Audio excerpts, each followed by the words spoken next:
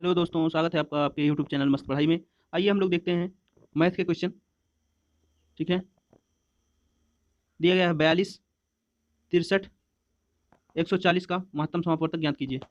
ज्ञात कीजिए या होगा। ठीक है, तो हम लोग देखेंगे कि अगर ये ऑप्शन से सही हो जा रहा है तो जल्दी से हम ऑप्शन से सॉल्व करेंगे। क्योंकि ऑप्शन से थोड़ा सा स्पीड में होगा और ऑप्शन परीक्षा में हमें स्पीड ही मेंटेन करनी होती है। ठीक है, तो देखेंगे 14 त्रिक 42 हो जाएगा और 63 14 से नहीं कटेगा, जबकि ये आपका 140 14 दाम 140 ये भी कट जाएगा। तो ये एक हमारा नहीं कट रहा है, इसलिए हमारा 14 नहीं होगा। आइए 63 21 से देखते हैं। तो 21 दूना 42, 21 नहीं है 63, लेकिन ये 140 21 से नहीं कटेगा, तो इसलिए हमारा 21 भी नहीं होगा। और 9 से हमारी एक ही संख्या कटेगी 63, ये भी नहीं होगा। 7 से हमारी सारी संख्या कट जाएंगी, 21 दूना 42, 21 नहीं है 7 को 20 बार जब ले जाएंगे तो हमारा 7 विषम में 140 हो जाएगा। तो इस तरह से हमारा महत्तम समापवर्तक कितना हो जाएगा 7, ऑप्शन नंबर डी।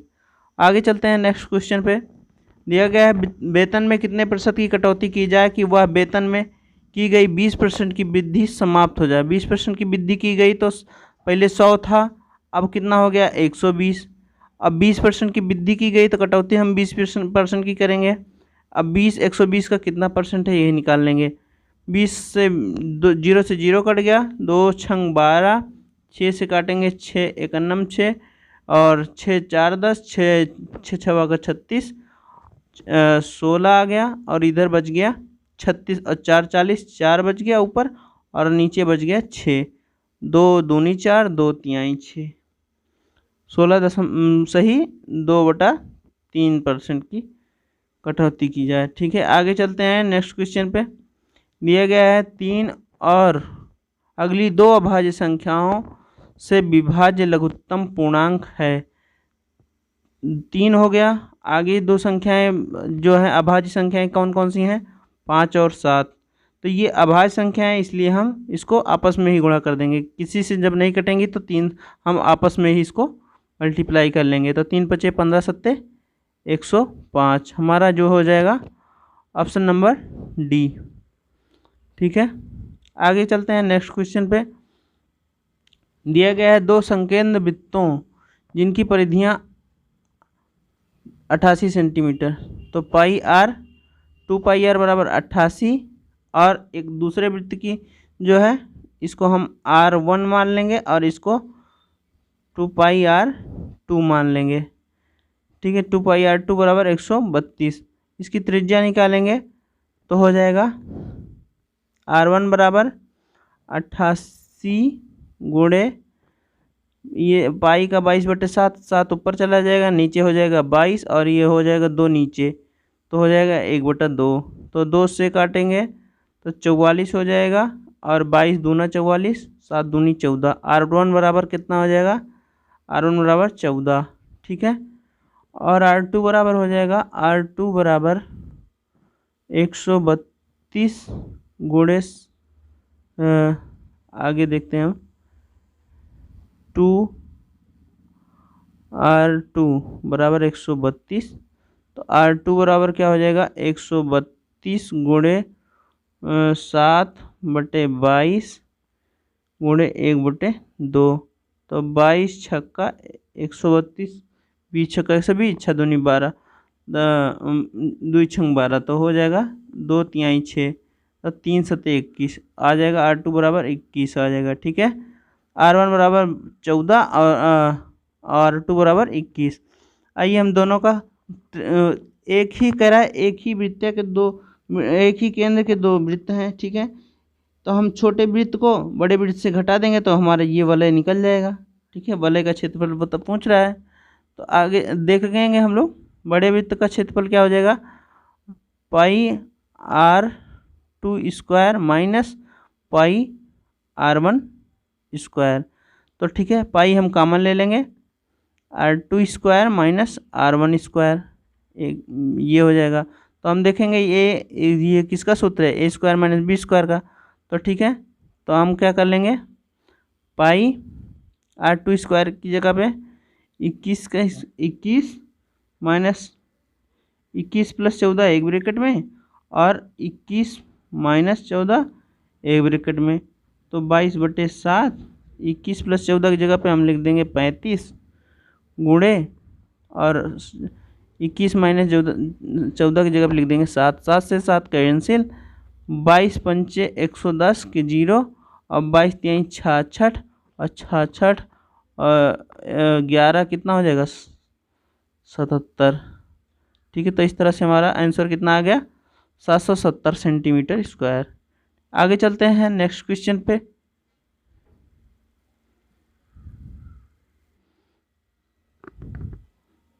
तीस की घात 15, 18 की घात 10 और 7 की घात 12 में रूट संख्याओं के कुल कितने घटक हैं। ठीक है, तो कितने घटक हैं, तो 30 का जब हम गुणनखंड करेंगे तो कितना हो जाएगा 2, 2 तिहाई 6, 6 पंचे 30, और फिर उसके बाद 18 का जब गुणनखंड करेंगे तो 2 तिहाई 6 तिरिक 18, और 7 वही होगा। तो हम इसको 3 बार 3 संख्याओं से गुणनखंड हुआ है, तो हम 15 को 3 बार मल्टीप्लाई करें या जोड़ लें, तो 3 15 + 15 + 15 तो हो जाएगा 45, और ये हो जाएगा 10 + 10 + 10 30, और ये हो जाएगा 12। अब इनको सबको जोड़ लेंगे, तो जोड़ेंगे तो आ जाएगा 45 और 30 75, 75 12 87। ठीक है, आंसर आ गया हमारा 87। ठीक है, ऑप्शन नंबर डी। आगे चलते हैं नेक्स्ट क्वेश्चन पे। कह रहा है एक दुकानदार 80 रुपये में कुछ किताबें खरीदता है, यदि वह इतने रुपए में 4 किताबें अधिक खरीदता तो प्रत्येक पुस्तक की कीमत 1 रुपये हो गई, तब उसे कितनी किताबें खरीदनी चाहिए। ठीक है, हम इसको लिख सकते हैं 80/x, मतलब एक किताब की कीमत माइनस 80/x + 4 किताब की कीमत, तब 1 रुपये हो गई। जब ये किताब से ये किताब घटाए तो 1 रुपये हमारा बढ़ गया। ठीक है, तो हम क्या करेंगे 80 कॉमन ले लेंगे, फिर उसके बाद लसा लेंगे तो हमारा क्या हो जाएगा x + 4 आ जाएगा, ऊपर क्या हो जाएगा x + 4 - x, और इधर हो जाएगा 1। ठीक है, तो ये x से ये x कैंसिल, आगे देखेंगे, और ये 80 चौका हो जाएगा 320, और 320 उधर भेज देंगे तो हमारा हो जाएगा x² + 4x = 320। अब इसको हम इधर लाएंगे तो x² + 4x - 320 = 0। अब हम ऐसी संख्या ढूंढेंगे जो कि मल्टीप्लाई करने पर 320 और माइनस करने पर, माइनस या घटाने पर, जोड़ने पर 4 हो जाए। ठीक है, तो x² प्लस हम यहाँ से देखेंगे माइनस लगा हुआ है तो इसको बढ़ते हुए क्रम में गुणा करेंगे, 5 × 1 = 5, 6 × 2 = 12, 7 × 3 = 21। ऐसे जब बढ़ेंगे ना तो हमें मिलेगा यहाँ पे 20 और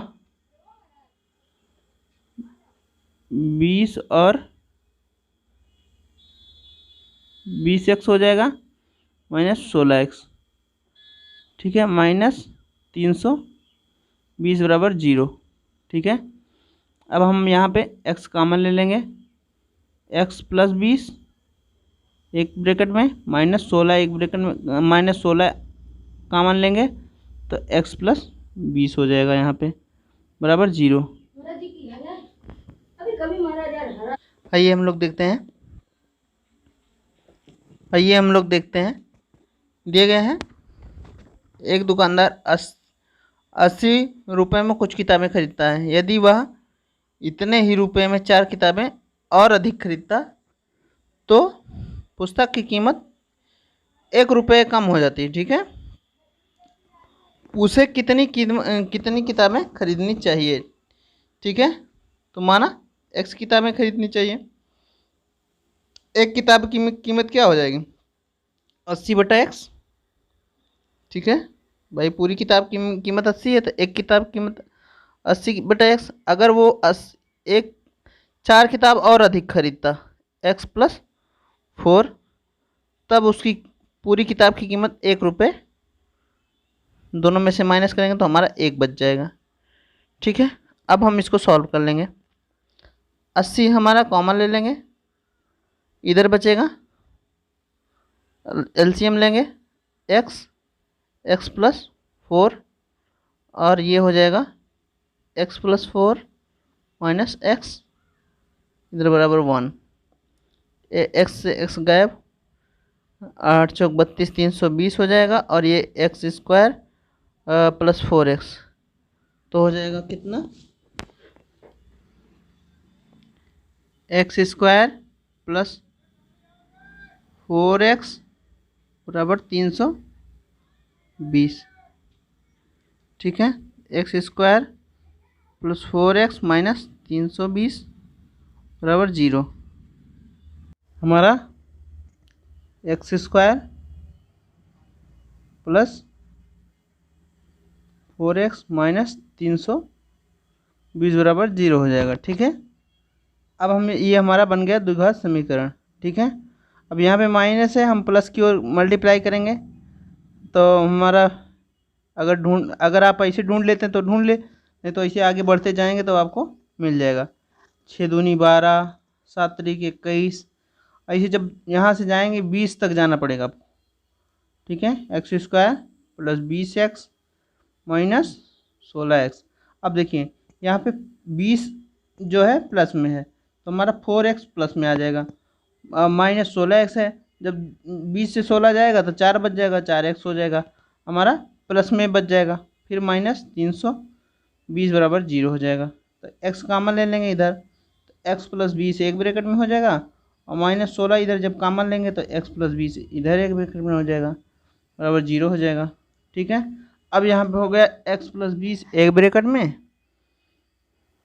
और x माइनस 16 एक ब्रैकेट में हो गया, बराबर 0 हो गया। तो x प्लस 20 बराबर x माइनस, उधर x बराबर माइनस 20 हो जाएगा, और x माइनस 16 बराबर तो x उधर जाएगा तो 16 हो जाएगा प्लस में, तो हमारा ऑप्शन नंबर 20 16 हो जाएगा सही। ठीक है, तो इस तरह से आंसर हो जाएगा 16। आगे चलते हैं नेक्स्ट क्वेश्चन पे। दिया गया है आंकड़ों 10, 12, 10, 19, 17, 10, 21, 10, 15, 10 का बहुलक है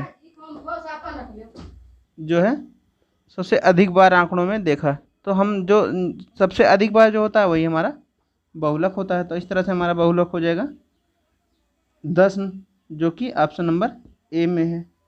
ठीक है, इस तरह से आगे चलते हैं नेक्स्ट क्वेश्चन पे।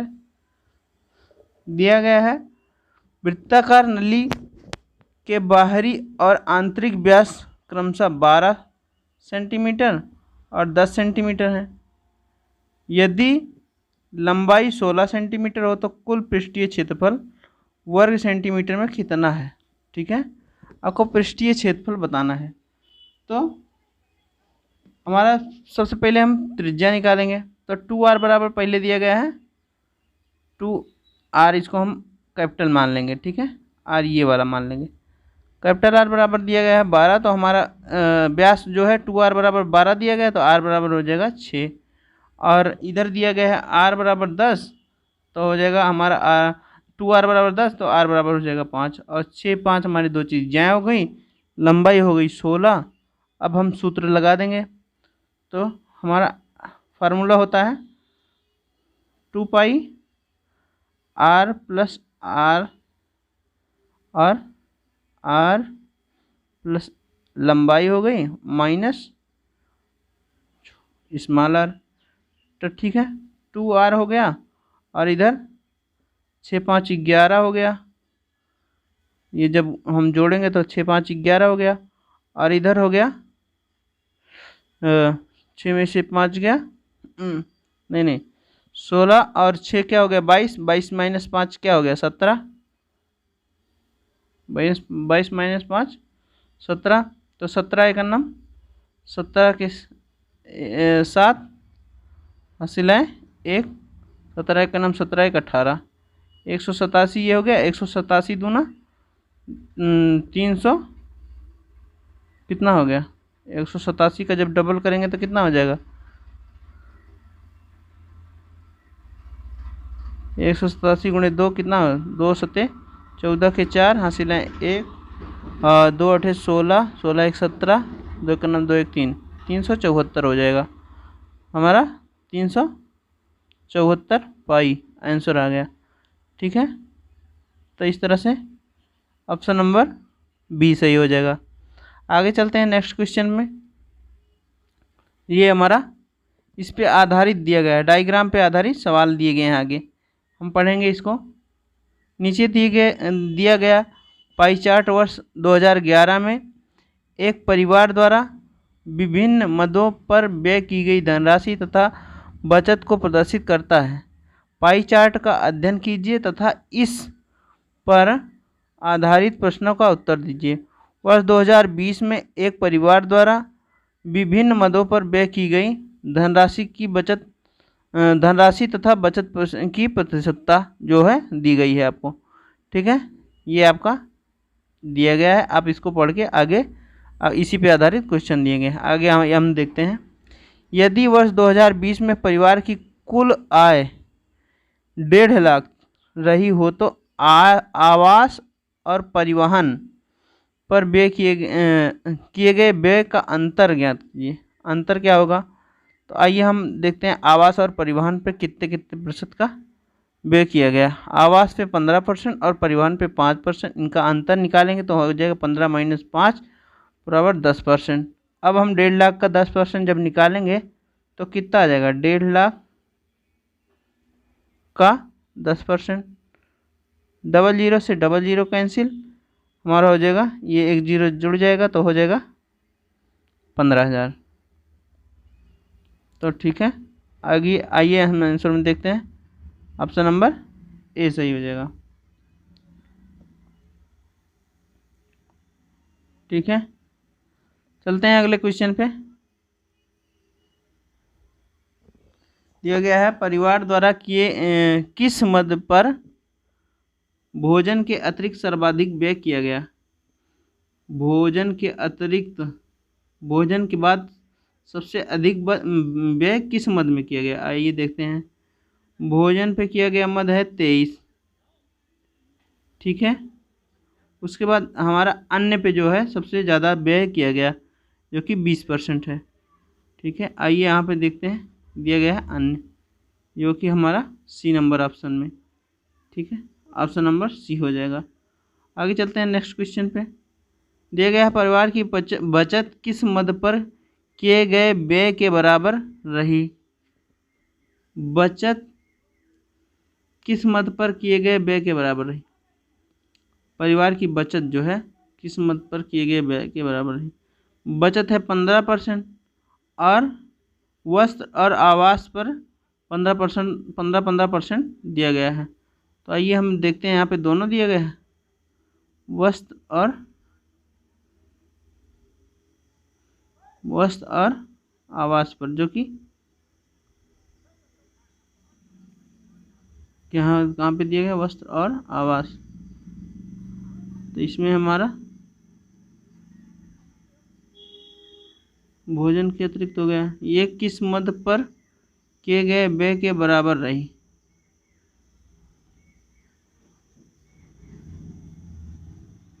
बचत जो है 15% है, तो हमारा इन दोनों के बराबर है, तो आवास या वस्त्र दोनों में से एक ही हो जाना चाहिए, जबकि हमारा दोनों दिया गया है।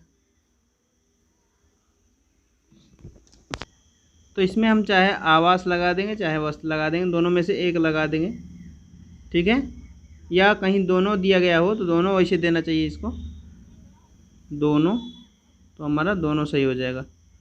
ठीक है, क्योंकि दोनों पे 15% की हो रहा है खचत व्यय हो रहा है, और यहाँ पे बचत में भी 15% का हो रहा है।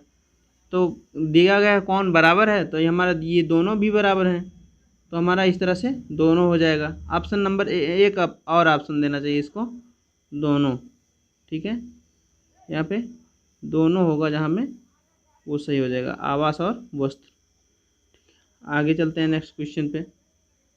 ठीक है, तो हम लागत मूल्य कितना मान लें, जब हम आइए देखते हैं क्वेश्चन दिया गया है। जब 3660 में कोई वस्तु बेची गई तो लाभ हुआ, वह उस हानि की धनराशि का ठीक 2 गुना थी, जो कि तब होता है जब उस वस्तु को 24 रुपये में बेचा जाता है।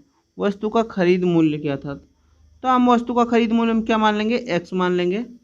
ठीक है, कह रहा है 2400 पर जब बेचा जाता है तो हमें ये 2 गुना, जब जितना इसमें लाभ होता है इसका 2 गुना हानि होता है। ठीक है, तो हम आइए देखते हैं। हम करेंगे 3600 माइनस एक्स बराबर किसके होगा? हानि जो होता है वो 2 गुना होता है। हानि जो होगा हमारा लागत मूल्य से होगा, तो हमारा 2400 हो जाएगा। ठीक है, लागत मूल्य और जितने बिक रहा है वो हानि हो जाएगा। ठीक है,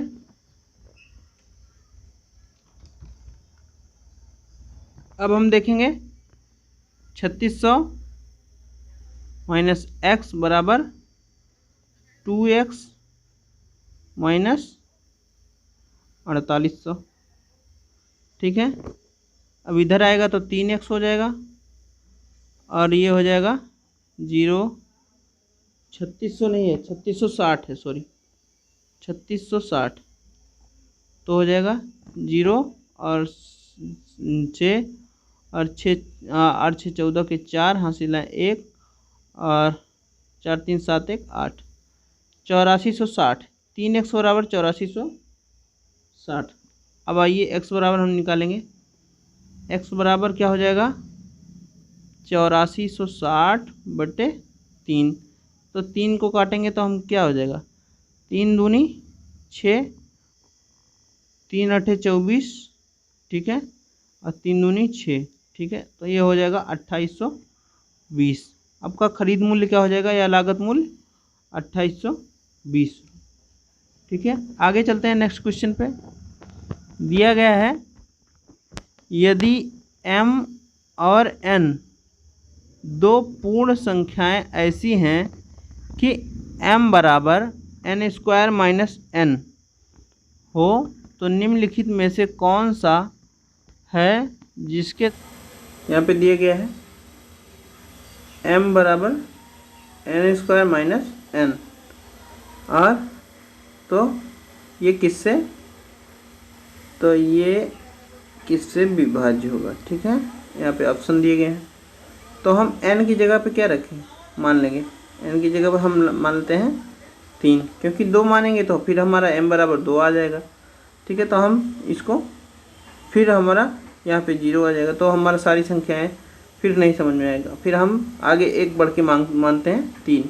ठीक है, तो m बराबर हम मानते हैं 3, तो आगे इसमें देखेंगे 3 का स्क्वायर 9 हो जाएगा माइनस 3 बराबर m बराबर 6 हो जाएगा।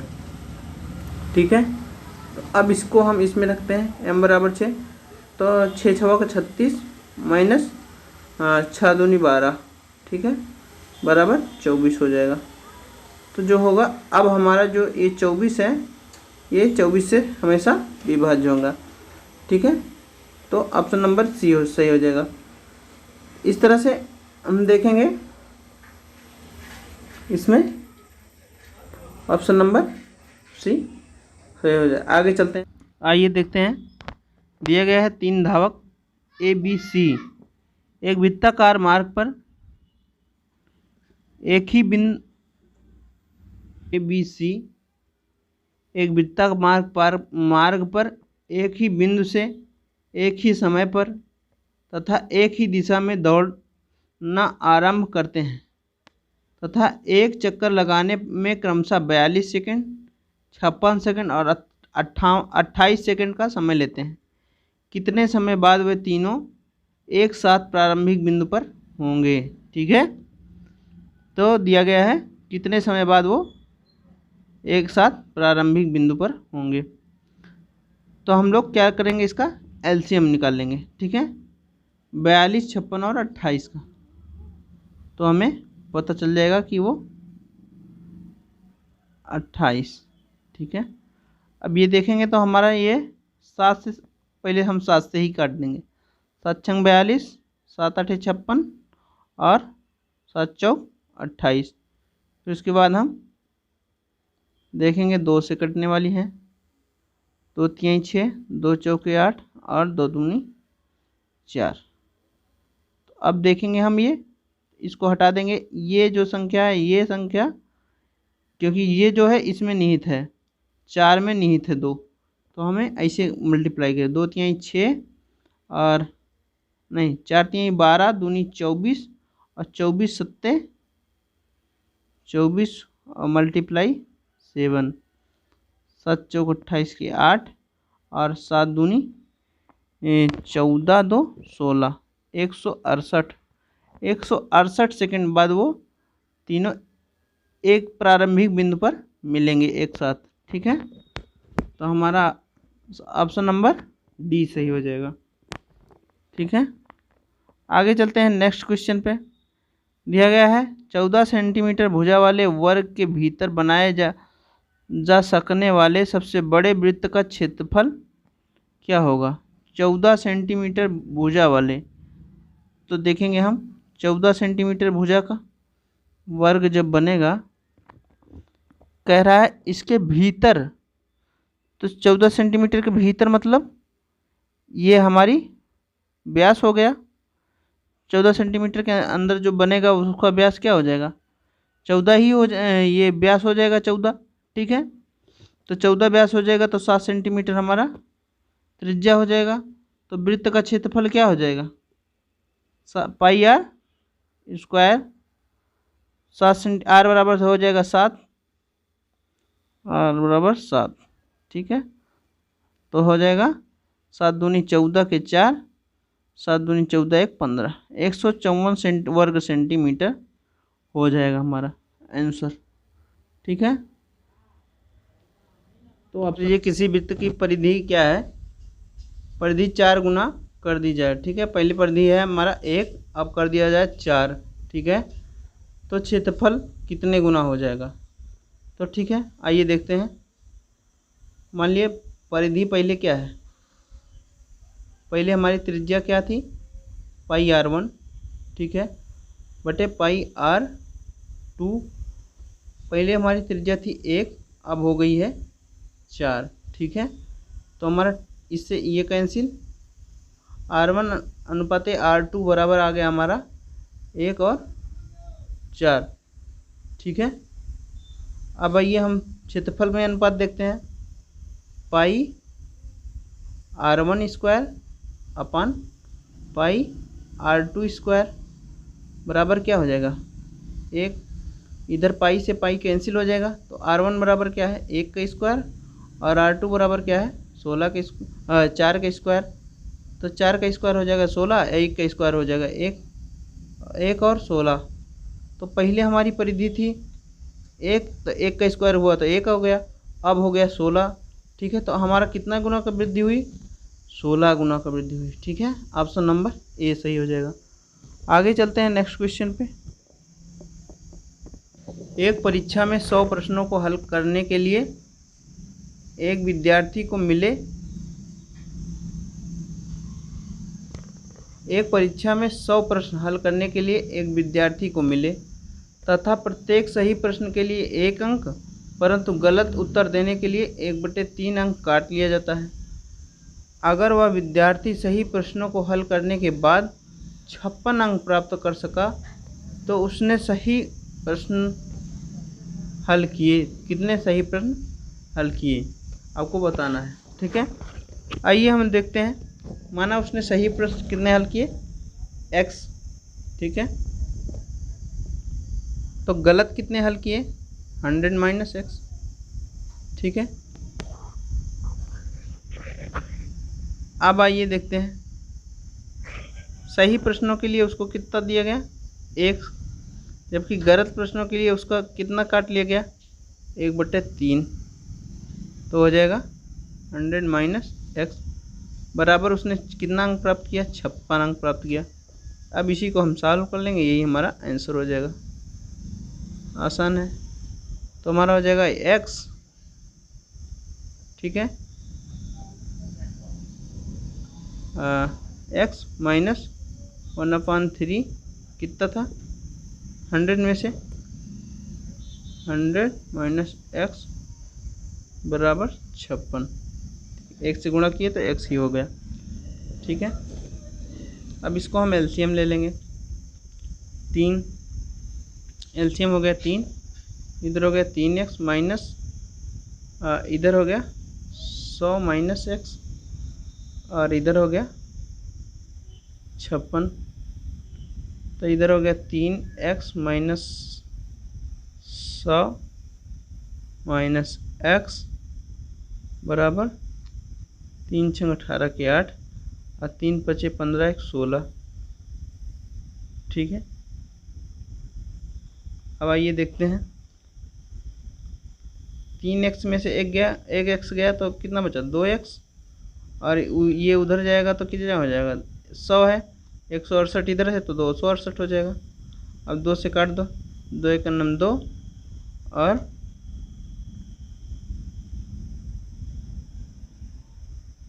सॉरी माइनस में है, यहाँ पे आपका गलत हो रहा था। जब यहाँ पे ब्रैकेट खुलेगा तो ये हो जाएगा प्लस में। ठीक है, यहाँ पे प्लस हो जाएगा तो ये 3x 4x हो जाएगा। ठीक है, तो ये हो जाएगा 4x माइनस 100 बराबर 168। ठीक है, तो 4x बराबर हो जाएगा 268। तो x बराबर क्या हो जाएगा 4 छंग 24 और 24 और 2 26 और 4 7 28, मतलब x बराबर 67। ठीक है, कितने प्रश्न सही प्रश्न हल किया उसने 67। ऑप्शन नंबर आपका डी सही हो जाएगा। ठीक है, देखते हैं अगला क्वेश्चन पे। दिया गया है दुकानदार 55 संतरों को बेचकर 11 संतरों के विक्रय मूल्य के बराबर लाभ प्राप्त करता है, तो उस दुकानदार को कितने प्रतिशत का लाभ होता है। ठीक है, दुकानदार 55 संतरे बेचता है, 11 संतरों के बराबर लाभ प्राप्त करता है। ठीक है, ये हो गया उसका विक्रय मूल्य और 11 संतरों का विक्रय मूल्य 11 हो गया। ठीक है, तो लाभ परसेंट हम निकाल लेंगे। ये आ गया उसका लाभ प्रतिशत आ गया 11 पचे 55 और 5 दून 5 में 20% का उसको लाभ हुआ। 11 55 पे लाभ हुआ। ठीक है, 11 संतरों का लाभ हुआ, 55 पे लाभ हुआ और उसको परसेंटेज निकाल लिया हम, 20% उसको लाभ हुआ। ठीक है, ऑप्शन नंबर ए सही हो जाएगा। आगे चलते हैं नेक्स्ट क्वेश्चन पे। अगर किसी वृत्त की परिधि 8 पाई से 16 पाई कर दिया जाए, परिधि मतलब 2 पाई आर जो है 8 पाई से 16 पाई कर दिया जाए तो क्षेत्रफल बढ़कर कितना गुना बढ़ जाएगा। मतलब अगर कह रहा है एक हो या एक के बाद 2, 1:2 का अनुपात हो परिधि में, तो क्षेत्रफल में कितना अनुपात हो जाएगा। तो हम जानते हैं कि 1 का स्क्वायर होगा 1 और 2 दूना 4, मतलब बढ़कर 4 गुना हो जाएगा। ठीक है, तो ऑप्शन नंबर ए सही हो जाएगा। ठीक, 4 गुना बढ़ जाएगा। अभी हमने पीछे देखा था इस वाले क्वेश्चन में, यहाँ पे ये परिधि जब 4 गुना बढ़ गई थी तो क्षेत्रफल 16 गुना बढ़ गया था। अब जब परिधि है 1:2 के अनुपात में परिधि है, यहाँ पे जब हम 8 पाई और 16 पाई का अनुपात निकालेंगे तो हमारा क्या हो जाएगा 1:2 के अनुपात में परिधि निकलेगी। ठीक है, तो हमारा क्या हो जाएगा जब क्षेत्रफल निकालेंगे तो इसी का वर्ग हो जाएगा पाई आर स्क्वायर। अरे भाई पाई आर स्क्वायर इसका हो जाएगा, पाई आर स्क्वायर 1 मान लो 2 मान लो, ये पाई से पाई कैंसिल हो गया, 1 की जगह पे इसको 2 की जगह पे इसको, और ये हो जाएगा 4 हो जाएगा, ये हो जाएगा 1 का 1 ही रह जाएगा, तो ये 4 गुना बढ़ जाएगा। ठीक है, तो ऑप्शन नंबर ए सही हो जाएगा इसमें। आगे चलते हैं नेक्स्ट क्वेश्चन पे। दो संख्याओं का मासा 8 है। निम्न में से कौन सी ऐसी संख्या है जो उनका लासा नहीं हो सकती। अगर मासा 8 है तो लासा कौन सी संख्या नहीं हो सकती। ठीक है, तो हम देखेंगे कि मासा के ही गुणनखंड में जो संख्याएं आती हैं वही उसका लासा होती हैं। तो 8 चौक 32, 8 के पहाड़े में ये आ रहा है, मतलब 8 के गुणनखंड में आ रहा है, तो ये तो हो सकता है लासा। 8 छंग 48 ये भी हो सकता है, 8 सत्ते 56 ये भी हो सकता है, लेकिन 8 के पहाड़े में 70 नहीं आ रहा है, तो हमारा यही ऑप्शन सही हो जाएगा। ठीक है, यही हमारा सही हो जाएगा, क्योंकि 70 जो है एलसीएम नहीं होगा 8 का। जिसका मासा 8 होगा उसका एलसीएम 70 नहीं होगा। ठीक है, तो इस तरह से ऑप्शन नंबर डी सही हो जाएगा। आगे चलते हैं नेक्स्ट क्वेश्चन। आइए हम लोग देखते हैं। दिया गया 42 मीटर त्रिज्या वाले एक वृत्ताकार पार्क के चारों ओर 3 मीटर चौड़ा रास्ता है। रास्ते का क्षेत्रफल कितना होगा। ठीक है, एक वृत्ताकार पार्क है जिसके चारों ओर रास्ता है। एक वृत्ताकार पार्क हो गया, फिर इसके बाद 3 मीटर ये यहाँ पे 3 मीटर रास्ता है। ठीक है, अब इसका 42 दिया गया है, 3 मीटर ये बढ़ गया, तो ये हो गया पूरा मिला के 45। तो हम आसानी के साथ निकाल सकते हैं। संकेंद्र वृत्तों पे बने क्षेत्रफल वलय वाला वही क्वेश्चन लग जाएगा। ठीक है, हमें इसमें त्रिज्या दिया गया है πr², πr1 मान लेंगे, πr2 मान लेंगे। तो यहाँ पे हम देखेंगे πr1 45 को मान लेंगे, बड़े वृत्त वाले को। ठीक है, तो r1² माइनस r2², r1²।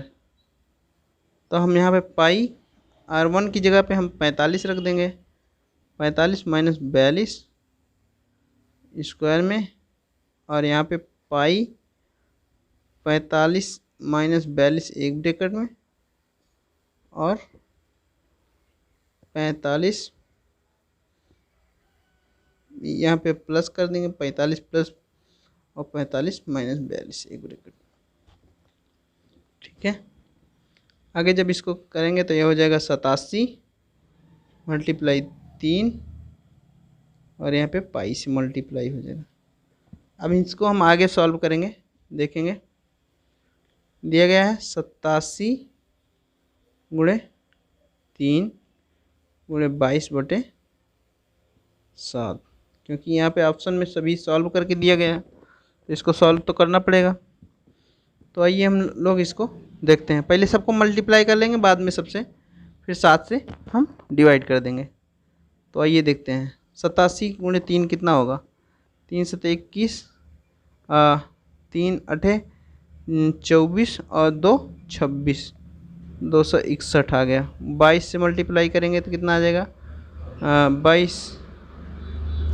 22 एक नम 22 के 1, 22 के 1 नम 22 के 2, और 22 छक्का 132, 132 2 34 के 4 हासिल है 13, और 22 दूना 44 और 13, 44 10 54, 54 3 57।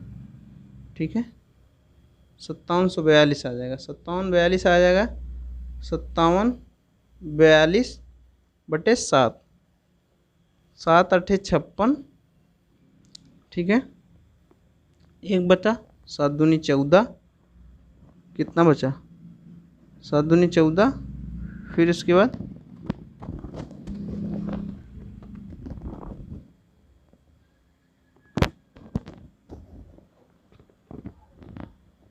दशमलव बढ़ाए, 0 बढ़ाए, यहाँ पे 0 बढ़ाए, फिर दशमलव बढ़ाए, इसके बाद 7 दूनी 14 और 7 8 56। ठीक है, ये हमारा आ गया 820.28। तो इसमें दशमलव में दिया नहीं गया है, तो ऑप्शन में हमारा दिया गया 820 वर्ग मीटर कम हो। ठीक है, तो बी की आय ए की आय से कितने % अधिक है। तो बी की आय ए की आय से कितने % अधिक है। 30% कम है तो 70 हो गए। कितने परसेंट कम है? 30, 70, 30 का कितना परसेंट है? 30 70 का कितना परसेंट है ये निकालना है। तो 30 हो गया, 300 हो गया और बटे 7 हो गया। 7 7 चौक 28, 28 2 30, 7 दूनी 14, 14 6, 7 दूनी 14 6 20, 7 8 56, 56 4 60 और 7 56 4 60, 7 5 35, 35 5 40। अब आगे नहीं करेंगे, ठीक है। इतना हो गया हमारा आंसर 42.85। देख रहे हैं ऑप्शन नंबर ए में दिख रहा है, ठीक है। आगे चलते हैं नेक्स्ट क्वेश्चन पे। दिया गया 2 छात्रों ने कॉलेज छात्र संघ का चुनाव लड़ा। विजेता छात्र को कुल मतों का 60% मत प्राप्त हुआ। 60% मत विजेता को प्राप्त हुआ। केवल 44 मतों के बहुमत से विजयी हुआ, ठीक है। तो बताइए कुल मत कितने? विजेता को 60% अंक मिला, हारे हुए कितने मिला? जब विजेता को मिला 60% तो बचा कितना? 40 बचा, तो हारे हुए को 40 मिला। अब कह रहा है ये जो है इसका जो अंतर 144 है, मतलब 20% बराबर कितना हो गया? 144। समझ में आया? अगर 144 ये पा जाता तो ये विजेता हो जाता, ये हार जाता फिर। तो हो गया 20% बराबर 144, ठीक है। तो 100% निकाल लेंगे इसका। 144 बटे 20 गुणे 100, तो ये हमारा कुल मत प्राप्त हुआ। ये इधर कट गया, 2 पंचे 10, 5 चौक 20, 5 चौक 20, 2 22 के 2, 5 एक 5 2 7, कुल 720 मत पड़े, ठीक है। इस तरह से आज की क्लास आगे देखेंगे नेक्स्ट वीडियो में। आज की क्लास यहीं समाप्त करते हैं। आशा करते हैं आपको ये वीडियो काफ़ी पसंद आया होगा। अगर वीडियो अच्छा लगे तो लाइक करिए, कमेंट करिए, सब्सक्राइब करिए चैनल को, और दोस्तों को शेयर भी करते रहिए जिससे कि उनको भी इस वीडियो का फ़ायदा मिल सके, ठीक है। और अपने आसपास ध्यान रखिए, ठीक है। पढ़ाई करते रहिए। मौसम थोड़ा गर्म है लेकिन